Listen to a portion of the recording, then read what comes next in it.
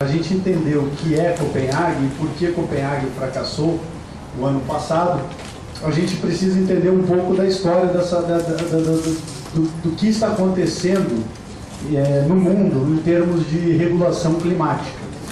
Copenhague nada mais é do que mais uma tentativa de trazer todas as nações para regular uma questão ambiental, que ela é um problema, a questão ambiental que é um problema mundial. E por ser um problema mundial, essa questão ambiental ela não conhece fronteiras políticas. Esse problema ambiental ele não conhece fronteiras políticas. Ele não está adstrito ao Brasil ou ele não está adstrito a nenhum outro país da Europa. Trata-se dos efeitos da mudança do clima e esse problema ambiental, diferente de outros problemas ambientais, ele só se resolve num esforço regulatório global. E quando a gente fala de um esforço regulatório global, a gente está falando então de Copenhague e das outras 15 ou 16 encontros que tiveram desde que em 1992 a comunidade internacional se reuniu no Rio de Janeiro para aquilo que ficou conhecido como uma das maiores e mais importantes reuniões das Nações Unidas e que se chamou Rio 92 ou Eco 92. Copenhague começou antes de 92, mas formalmente começa em 92. Começa com a Convenção Quadro sobre Mudança do Clima em 1992. Junto com duas outras convenções de igual importância sobre outras matérias, que é a Convenção sobre Biodiversidade e a Convenção sobre Desertificação. E junto com essas três convenções, que depois ficaram conhecidas como as Convenções do Rio, nós tivemos uma declaração que foi a Declaração do Rio. E essa Declaração do Rio, ela evolui em relação à declaração anterior, que era a Declaração de Estocolmo, de 1972, que era também uma declaração sobre meio ambiente, que refletia a preocupação dos países, principalmente os países mais industrializados, em relação a uma série de catástrofes ambientais que eles estavam testemunhando em seus territórios. A diferença é que de 1972 para 92, 20 anos depois, os problemas ambientais que chamaram a atenção dos países desenvolvidos lá em 1972 ganharam uma outra dimensão. Em 1972, esses problemas ambientais eram extremamente localizados. Eram rios que pegavam fogo nos Estados Unidos. Eram chuvas ácidas que, causadas em determinadas regiões de determinados países, por conta de uma atividade industrial pujante, de uma atividade industrial desregulada em relação aos níveis, aos padrões de qualidade de emissão de gases poluentes. Em 1992, os problemas ambientais já tinham ganhado uma outra proporção. Era o problema do buraco na camada de ozônio, que era um problema não só da Europa ou dos Estados Unidos, mas de todos os países.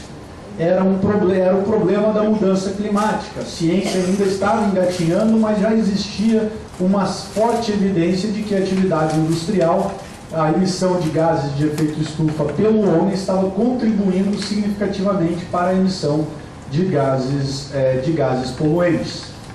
Então os problemas deixaram de ser localizados e passaram a ser globais. O problema é que esses problemas globais, essa tentativa da comunidade internacional de se reunir para regular essas questões, vem junto com um forte crescimento econômico de países que a gente vai chamar de países em franco desenvolvimento. E aqueles países que eram os responsáveis pelos níveis de poluição ou pelos problemas ambientais transnacionais, por esses problemas ambientais maiores, já tinham atingido um grau de desenvolvimento que agora permitia a eles que gastassem dinheiro com preocupações ambientais. A regulação ambiental, como qualquer outro tipo de regulação, ela vai impor um ônus. E esse ônus nem sempre é muito bem distribuído entre aquele que vai ter que pagar por essa regulação e aquele que vai usufruir do benefício. Então, os países em desenvolvimento rechaçavam qualquer tipo ou tentativa dos países ricos de impor qualquer regulação sobre os seus processos de desenvolvimento. Por quê? Em última análise, se eu tiver limites de emissão de gases de efeito estufa, isso significa que eu vou ter limites ao meu processo de desenvolvimento econômico. Ou o custo que eu vou ter que internalizar para fazer com que isso seja viável ou seja possível, pode não corresponder à expectativa que eu tenho de desenvolvimento. Daí porque em 1972 as delegações de Índia e de China chegam de Índia e Brasil chegam com um discurso muito forte no sentido de que o pior tipo de degradação ambiental é a pobreza. Então criou-se esse conflito entre o direito de se desenvolver e a necessidade de proteger o meio ambiente. E aí surge, no final da década de 80, uma comissão para tentar explicar o que é se desenvolver de forma a não prejudicar o meio ambiente, o que significa, em outras palavras, o termo desenvolvimento sustentável. Bom, no final da década de 80, quando o problema da mudança climática começa a ficar evidente, até os dias de hoje, em que a ciência já está bastante consolidada em relação à interferência do homem no processo de mudança climática, muita coisa mudou. Foram quase 2 décadas de várias tentativas de regulação desse recurso comum a todos nós que estamos no planeta. E por ser um recurso comum a todos nós, e esse recurso, eu estou falando, é da atmosfera, todos os países precisavam engajar numa forma de regulamentar as suas atividades em relação a esse recurso. Se todos nós estamos utilizando, e como é que os países utilizam esse recurso? Eles utilizam despejando gases que provocam efeito estufa. É uma noção muito simples. Então, todos nós estamos utilizando. Se esse recurso não estiver regulado, a tendência é que os países irão se apropriar cada vez mais desse recurso, ainda que isso signifique o esgotamento total desse recurso. É algo que a economia, e o professor Rafael Pinto aqui, do Centro também de Pesquisas em Direito e Economia, vai explicar lá, ou vai dizer, vai chamar de a tragédia dos cômodos, para tentar explicar um pouco dessa necessidade de você ter que regulamentar um recurso que você utiliza para produzir. Bom, essa regulação, por ser no âmbito internacional, sofre todo tipo de problema da eficácia, da aplicação da norma de direito internacional.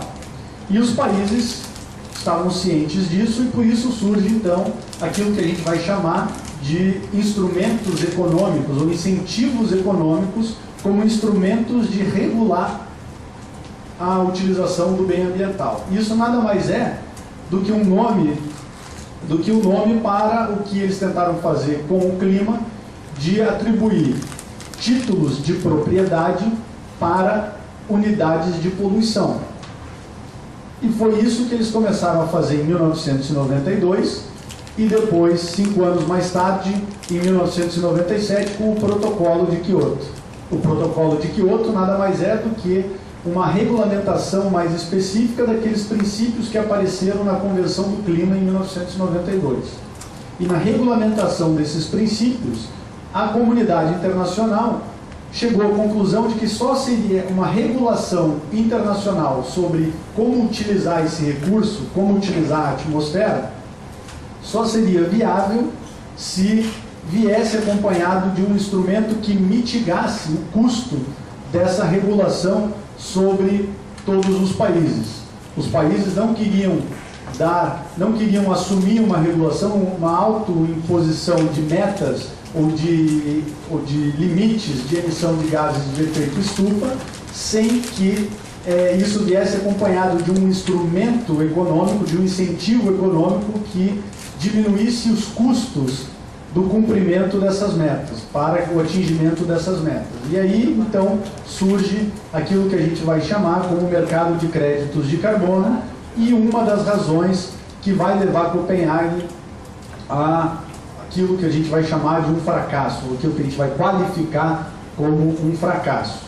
Bom, o que acontece então? Cria-se um mercado nada mais é do que a atribuição de títulos de propriedade sobre unidades de poluição, e Esses títulos de propriedade sobre unidades de poluição são distribuídos para os países ricos.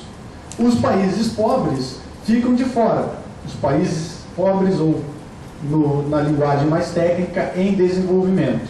Por isso, o Brasil, China e Índia e vários outros países daquilo que a gente vai chamar do hemisfério sul ficaram excluídos, primeiro, de terem metas a cumprir em relação à diminuição